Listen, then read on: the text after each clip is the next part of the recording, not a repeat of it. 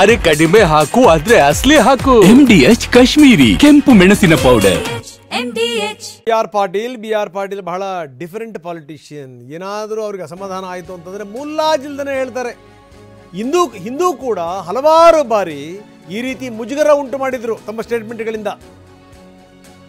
ಈಗ ಮತ್ತೆ ದೊಡ್ಡ ಬಾಂಬ್ ಹಾಕಿದ್ದಾರೆ. ಒಬ್ಬ ಹಿರಿಯ ನಾಯಕ, ಹಿರಿಯ ಶಾಸಕ, ಮಾಜಿ ಸಚಿವ ಬಿ ಆರ್ ಪಾಟೀಲ್ ವಸತಿ ಸಚಿವರ ಆಪ್ತ ಕಾರ್ಯದರ್ಶಿಗೆ ಫೋನ್ ಮಾಡಿ ಪ್ರಶ್ನೆ ಮಾಡಿದ್ದಾರೆ. ನೀವೇನು ದುಡ್ಡು ಪಡ್ಕೊಂಡು ಮನೆ ಹಂಚಿಕೆ ಮಾಡ್ತೀರಾ ಅಂತ ಪ್ರಶ್ನೆ ಕೇಳಿದ್ದಾರೆ. ಸಚಿವ ಜಮೀರ್ ಅಹಮದ್ ಖಾನ್ ಅವರ ಆಪ್ತ ಕಾರ್ಯದರ್ಶಿ,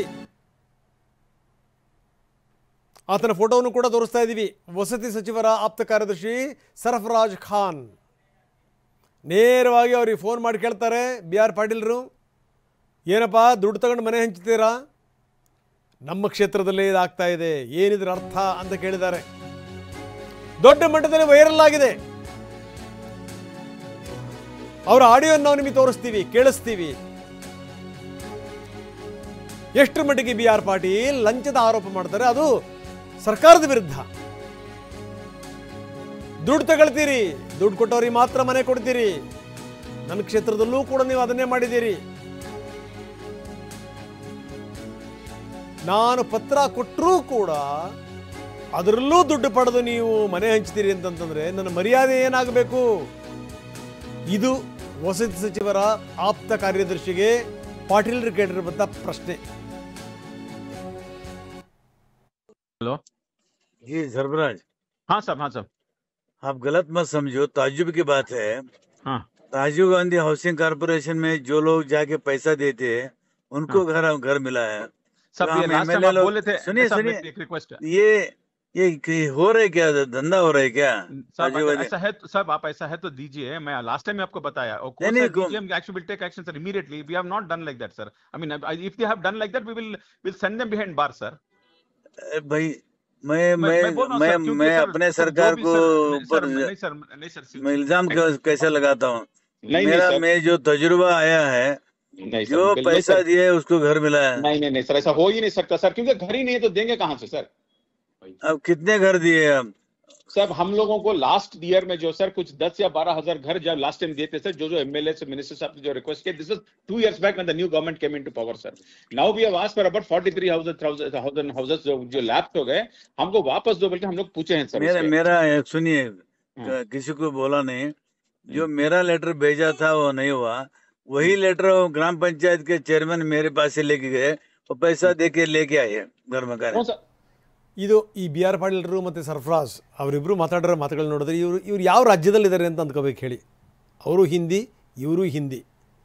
ನೀವು ನಮಗೆ ಅನ್ಯಾಯ ಆಗುತ್ತೆ ಅಂತ ಇವರು ಹಿಂದಿಲಿ ಹೇಳ್ತಾರೆ, ಅವರು ಕೂಡ ಹಿಂದಿಲಿ ಮಾತಾಡ್ತಾರೆ. ಇದು ಸಂಗತಿ ಇವರಿಬ್ಬರದು. ಜೊತೆಗೇನು ಅಂದರೆ ನಾನಾ ರೀತಿ ಮಾಡಿಲ್ಲ ಅಂತಾರೆ. ಸರ್ಕಾರದ ವಿರುದ್ಧ ಆರೋಪ ಮಾಡೋಕ್ಕೆ ನನಗೇನು ಹುಚ್ಚಿಡಿದೆಯಾ ಅನ್ನೋ ಮಾತನ್ನು ಇವ್ರು ಕೇಳ್ತಾರೆ.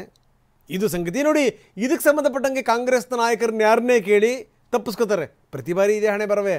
ನನಗೆ ಗೊತ್ತಿಲ್ಲ, ಇದ್ರ ಬಗ್ಗೆ ನಾನು ಪರಿಶೀಲನೆ ಮಾಡ್ತೀನಿ, ನಾನು ನೋಡ್ತೀನಿ, ಅವರು ಹಿರಿಯ ನಾಯಕರು. ಇದು ಪರಮೇಶ್ವರ್ ಅವರು ಕೇಳಿದಾಗಲೂ ಇದೇ ಮಾತೇನೆ, ಲಕ್ಷ್ಮೀ ಹೆಬ್ಬಾಳ್ಕರ್ ಅವರು ಕೇಳಿದಾಗಲೂ ಕೂಡ ಇದೇ ಮಾತೇನೆ. ಬನ್ನಿ ಏನಂದಿದ್ದಾರೆ ಪರಮೇಶ್ವರ್ ನೋಡೋಣ. ಇಲ್ಲ, ನಾನು ಕೂಡ ಮಾಧ್ಯಮದಲ್ಲಿ ಗಮನಿಸಿದೆ.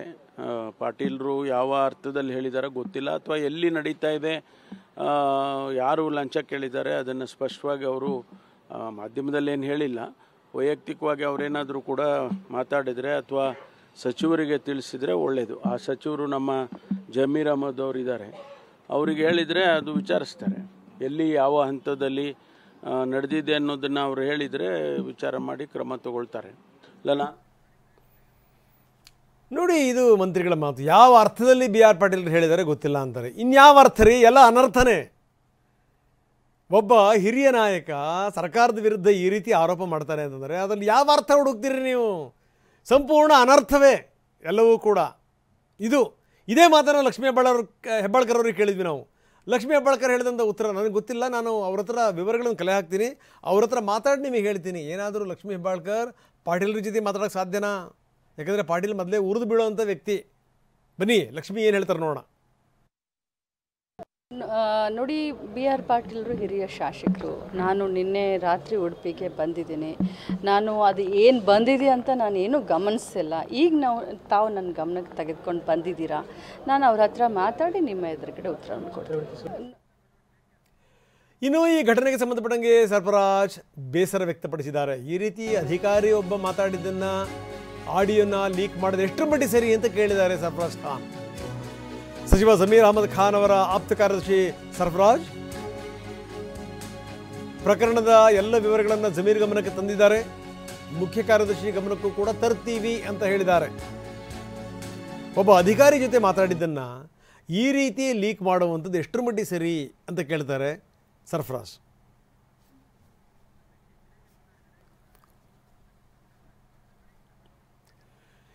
ಇದರಲ್ಲೇನು ಹೊಸದಿಲ್ಲ, ಯಾಕಂದರೆ ಹಿರಿಯ ನಾಯಕರೇ ಈ ರೀತಿ ಆರೋಪ ಮಾಡ್ತಾರೆ ಅಂತಂದರೆ ಅದರಲ್ಲಿ ಸತ್ಯನೇ ಇರುತ್ತೆ ಅಂತಾರೆ ಎಚ್ ಡಿ ಕುಮಾರಸ್ವಾಮಿ. ನೋಡಿ, ಇಂಥ ಲಂಚದಿಂದಲೇ ಇದು ನಡೀತಾ ಇರುವಂಥದ್ದು, ಜೊತೆಗೆ ಚುನಾವಣೆ ಮಾಡುವಂಥದ್ದು ಕೂಡ ಇಂಥ ಹಣದಿಂದಲೇ ಅಂತ ದೂರಿದ್ದಾರೆ ಎಚ್ ಡಿ ಕುಮಾರಸ್ವಾಮಿ. ಅದೇನು ಆಶ್ಚರ್ಯ ಅನ್ನೋದು ನಿಮಗೆ, ಆಶ್ಚರ್ಯವ ನಿಮಗೆ ಅಂತ ಕೇಳ್ತೀನಿ. ನಡೀತಾ ಇದೆ, ಅದರ ನಿರಂತರವಾಗಿ ನಡೀತಾ ಇದೆ. ಪರ್ಸೆಂಟೇಜ್ಗಳು, ಸೈಟ್ಗಳು ಕೊಡಬೇಕಾದ್ರೆ, ದುಡ್ಡು ಕೊಡಬೇಕಾದ್ರೆ ಎಲ್ಲ ರೀತಿಯಲ್ಲೂ ಪರ್ಸೆಂಟೇಜ್ ಎಲ್ಲ ಇಲಾಖೆಯೂ ನಡೀತದೆ. ಈಗ ಕೃಷ್ಣ ಬೈರೇಗೌಡರು ಇವತ್ತು ಏನು ಹೇಳೋರೆ, ಕೃಷ್ಣ ಬೈರೇಗೌಡರು ರೇಟನ್ನು ಫಿಕ್ಸ್ ಮಾಡಿದಿರಿ ಅಂತ ಕೇಳ್ತಾರೆ. ಅವರಿಗೆ ಗೊತ್ತಿದೆ, ಮಂತ್ರಿಗಳಿಗೆ, ಆ ಇಲಾಖೆ ಮಂತ್ರಿಗಳಿಗೆ, ಆ ಮಂತ್ರಿಗಳ ಇಲಾಖೆಗಳ ಕೆಲಸ ಹೇಗೆ ನಡೀತೀನಿ ಅನ್ನೋದು ಅವರಿಗೆ ಗೊತ್ತಿದೆ. ಈಗ ಬಿ ಆರ್ ಪಾಟೀಲ್ ಅಂತ ರಾಜಕೀಯದ ಮುಖ್ಯಮಂತ್ರಿಗಳ ಏನದು ಅದೇನಾಗಿರೋದವರು ಅಲ್ಲ, ಯೋಜನಾ ಆಯೋಗದ ಅಧ್ಯಕ್ಷ ಅವರೇ ಇವತ್ತು ವಸತಿ ಇಲಾಖೆಯಲ್ಲಿ ಹಣ ಕೊಟ್ಟವರಿಗೆ ಇವತ್ತು ದುಡ್ಡು ರಿಲೀಸ್ ಆಗುತ್ತೆ ಅಂತಕ್ಕಂಥದ್ದು ಹೇಳಿದ್ದಾರೆ. ನಾನು ಹೇಳ್ತಿರೋದಲ್ಲ, ವಿರೋಧ ಪಕ್ಷ ಹೇಳ್ತಿರೋದಲ್ಲ. ಇದು ಈ ರೀತಿ ಸ್ವೇಚ್ಛಾಚಾರವಾಗಿ ದುಡ್ಡನ್ನು ಮಾಡ್ಕೊಂಡ್ರೆ ಚುನಾವಣೆ ಹೆಂಗೆ ಬೇಕಾದ್ರೂ ನಡೆಸ್ಬೋದು ಅನ್ನೋದು ಇವರೆಲ್ಲರಲ್ಲೂ ಇರ್ತದೆ. MDH ನ ಕಿಚನ್ ಅಲ್ಲಿದ್ರೆ ನಾವು ಎಲ್ಲವನ್ನು ಮಾಡಬಹುದು. ಬೆಂಗನ್ ಕಾ ಬರ್ತಾ, ಆಲೂ ಗೋಬಿ, ಭಿಂಡಿ ಮಸಾಲಾ, ಇನ್ನೂ ಬಹಳಷ್ಟು. MDH